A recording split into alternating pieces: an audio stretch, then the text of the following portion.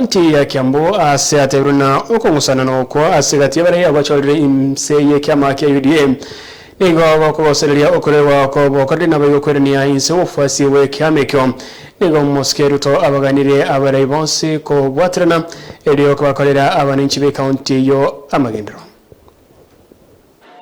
Kazi ya watu wa Kiambu ni kazi yetu. Kazi ya watu, nataka viongozi wanisikize kutoka MCS. Waheshimiwa MCS wako area, tuwapigie makofi MCS. Sikizeni.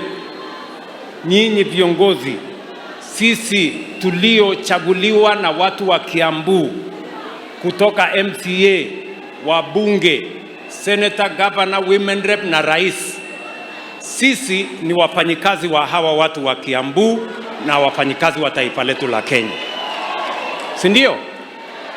Na kazi ya Kiambu ikiharibika, sisi ndio wakuulizwa. Si ndio? Ama namna gani? Kazi ya Kiambu ikikwama, sisi wenye kuchaguliwa tutaulizwa.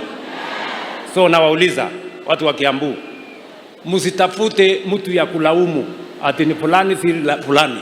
Hapana. Kama iko kazi kufanyika Kiambu hizi hapa, sisi wote we must work together.